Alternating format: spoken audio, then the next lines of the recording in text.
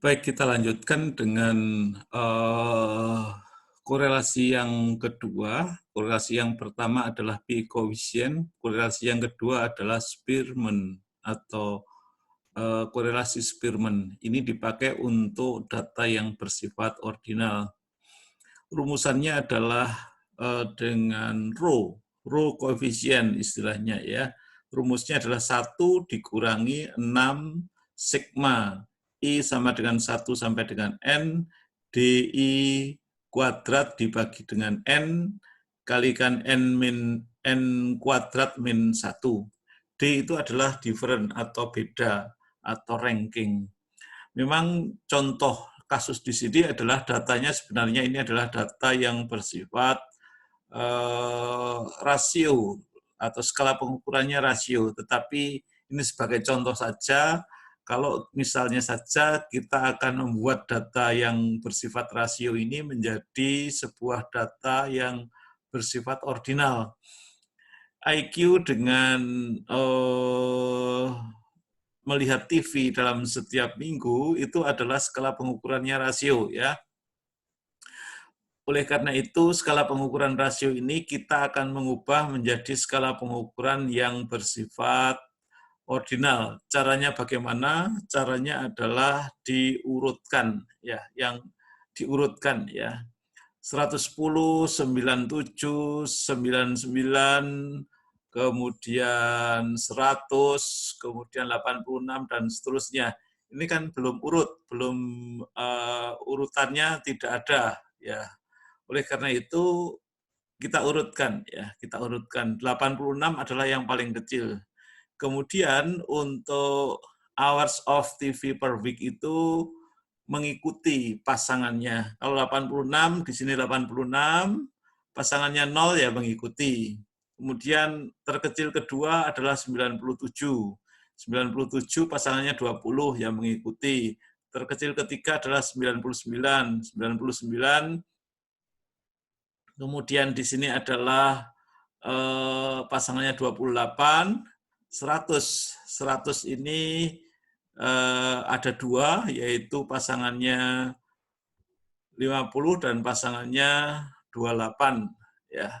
Kemudian 103, 106, kemudian 113, 110, 113. Saya kira jelas bahwa diurutkan terlebih dahulu.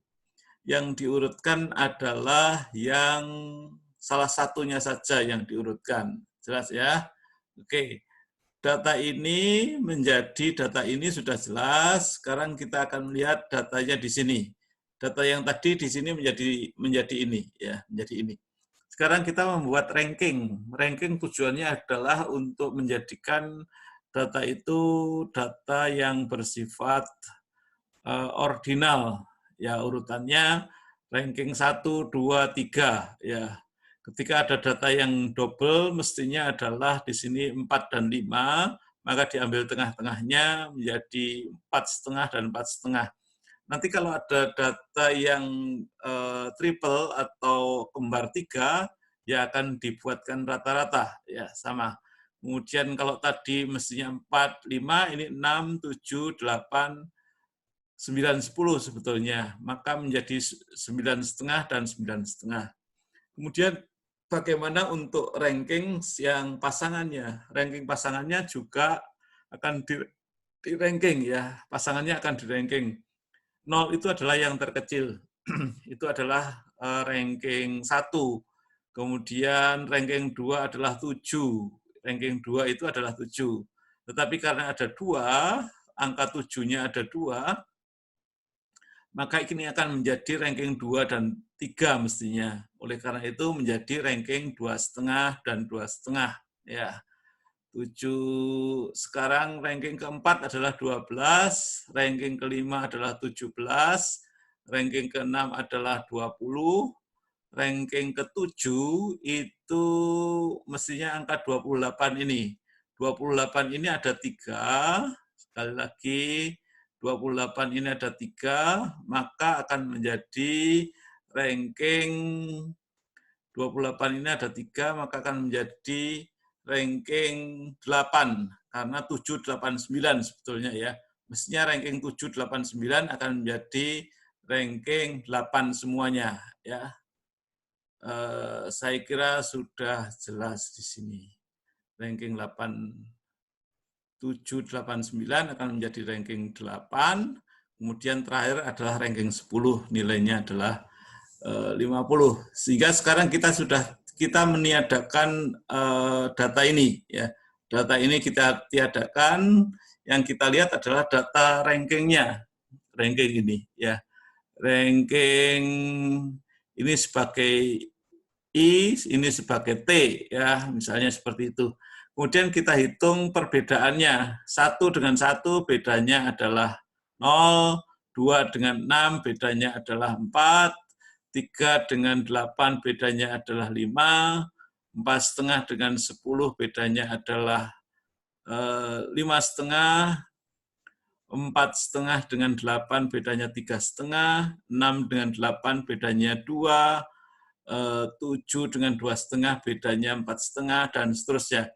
Ini kita menyangkut beda. Sebetulnya kalau kita melihat min, ada minnya, tapi tidak masalah, karena nanti akhirnya toh akan dikuadratkan, negatifnya itu akan hilang. 0 dikuadratkan 0, 4 dikuadratkan 16, 5 dikuadratkan 25, dan seterusnya. Kita mendapatkan sigma DI kuadrat sama dengan 196. Dimasukkan dalam rumusan yang tadi, kita temukan 1 dikurangi dengan 6 dikalikan 196 dibagi dengan N. N-nya 10, ada 10 pasang. Kemudian N kuadrat 100 dikurangi 1, 99.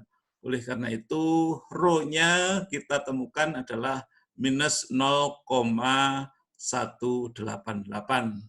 Ini adalah untuk mendapatkan Spearman correlation atau korelasi Spearman. Nah, ini kita dapatkan ini, kesimpulannya terdapat korelasi yang lemah. Ya, ini kalau kita menggunakan aturan yang pernah kita bahas, dan negatif antara IQ dan lamanya jam yang dihabiskan untuk menonton TV selama seminggu. Berarti ada korelasi tetapi lemah dan negatif korelasinya. Yang dimaksud negatif adalah ketika sering nonton TV, maka IQ-nya semakin rendah. Begitu. Jarang nonton TV, IQ-nya semakin tinggi. Itu intinya seperti itu. Saya kira sudah jelas. Itu adalah korelasi Spearman.